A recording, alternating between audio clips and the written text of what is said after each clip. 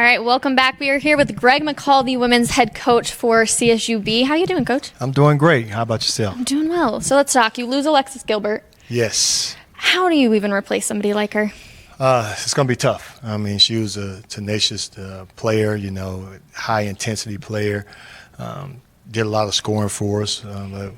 Each year you always lose somebody, so you try to prepare as best you can, but sometimes it's really hard to be able to do that. And she's playing overseas now, correct? Yeah, she's playing in Bosnia. Yes. Are you still able to keep up with her a little bit? Yeah, we talk quite often, and she's been doing very well over there. She's got an MVP in a couple tournaments, so it's not something surprising. She's a really good player, so I'm very proud of her. And Washington is one of those games on your non-conference schedule. When looking at that and building that non-conference schedule, what do you hope to accomplish? Of course, a win, but we definitely want to see ourselves go in there and compete first and foremost, and continue to get better each game, and then hopefully come out on top with the win. And that's always the goal, is to compete and continue to get better. I know you guys went to Puerto Rico for your foreign tour. How was that? Oh, it was so fun. What was your favorite part? Actually, going into Old San Juan and looking at all the forts, which they call castles as well too. That was really, really nice and really interesting how they built those things and the hard work it took to be able to build them. But of course, hanging out at the beach is always fun. Right, we'll never complain. Do you think those foreign tours really help with team bonding, both on and off the court? Definitely.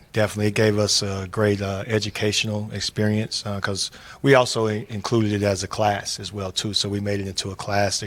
So we had to go to a class before we even went. So they did that, as well as then when they got there to be the bonding part of the community service part of it, and then also the basketball, and being able to do all those things there and just hang out as a team and get a little bit of relaxation in there as well too. What was the community service project you guys did? We painted a parking lot, and we painted a rail, and we painted a couple sheds because of the people that are still recovering from the hurricane, and that's been about 3 or 4 years now. They've been going through that, so it's been a long process for them to be able to go through that. Last season, you guys were middle of the pack in rebounds and blocks. Is that something you're putting an emphasis on for this upcoming season? Definitely on the rebounding. Definitely on the rebounding part. We definitely want to continue to improve upon that and continue to get better on that on both ends of the floor, offensively as well as defensively. And so definitely it's one of those areas. All right, Coach. Well, I will toss you over to the media now. Uh-oh. The runners are picked middle of the pack by both the coaches and the media. Is that a fair assessment? I think so. I mean, when you lose somebody like Alexis Gilbert, I can see the coaches, saying, okay, well, they lost a top player, first team all-conference player, player that did so much for us, did a lot of the scoring, led us on the floor, led us off the floor, tough leader. And then you lose Jasmine Johnson, who was a tenacious defender, who can get to the basket. You lose all that speed, and then you lose Malaysia McHenry, who's a force inside, and then she could step out and shoot the three. When you lose those three girls like that, and all three of them are our leading scorers, yeah, you about right. I would suspect the coaches to be able to pick us right there. With regard to losing all that, how do you replace it? Who are some of the new players or current players on from last year that you're going to look to fill those roles, to fill that scoring gap, to not take the drop off that maybe some might expect you would after losing your top 3 scorers? Right. Well, we still have Vanessa Austin on the inside, who this is going in her junior year, and she's improved tremendously. I mean, each year she's gotten better and better and better, and so I think this will be a really good year for her, as well as Ashley Austin, who's a freshman last year, who came along late for us. She started playing probably a little bit right before the 7th game into the season. She started playing for us, and she played well, led us in scoring a few times. Had a couple big games, 30-point games, where she can put the ball in the basket. So that Austin combination is going to be good for us. And then we still have some Miracle Saxon, who came in almost midway through the season for us and started playing really well. So we're looking forward to these young ladies. They're the 2 freshmen, Miracle and Ashley Austin, who now going to be sophomores. We're looking for them to step into that role and continue to have that same impact that Alexis and Jasmine Johnson had. Coach, your schedule includes road trips to Washington and Oregon State. How do those trips to successful Power 5 programs help you prepare for league play? Oh, definitely. When you're playing against some of the top programs in the nation, it helps tremendously, because you're trying to compete and you're trying to continue to get better. And as you continue to compete against these teams, and if you do have any type of success, whether it's success of just getting better that game, or if you have any success of even just winning that game, it just continues to make you better as a program. It continues to put you out on the right path of getting ready to go into the conference, preparing you well for the conference, because the conference is tough. I don't care how many teams, you play in the preseason. When you get to that conference, nobody scouts you better than conference player.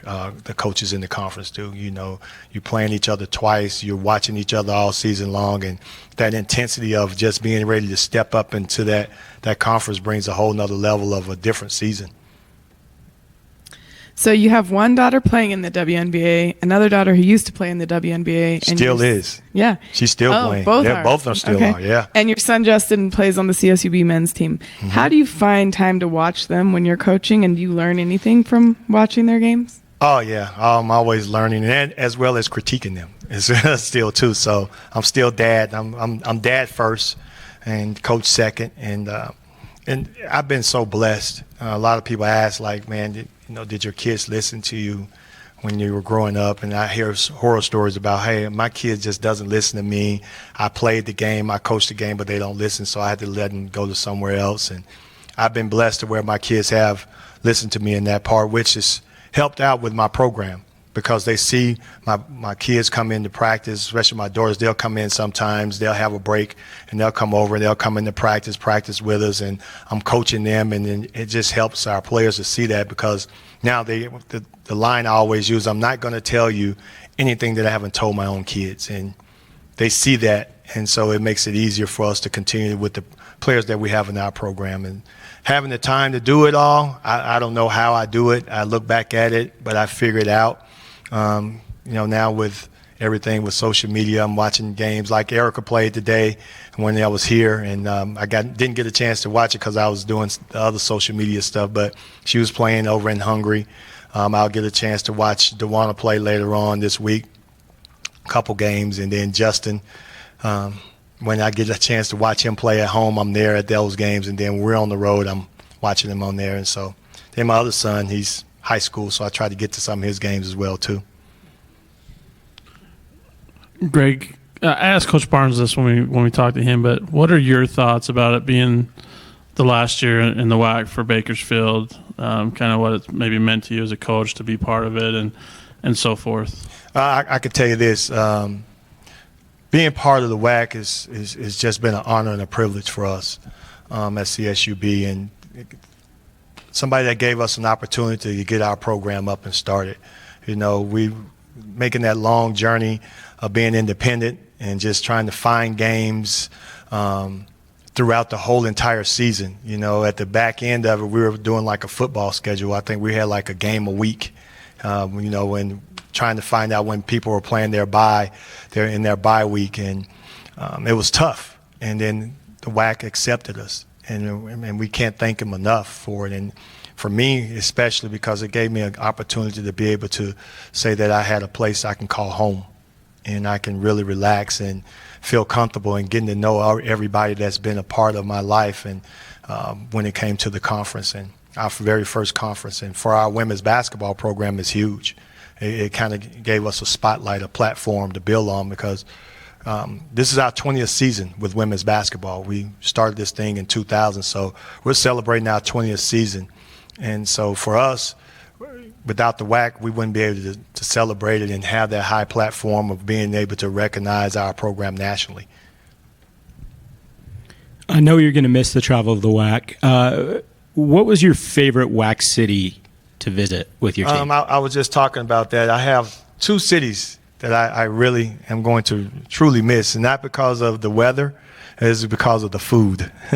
Kansas City, their barbecue, and Chicago, because of their pizza.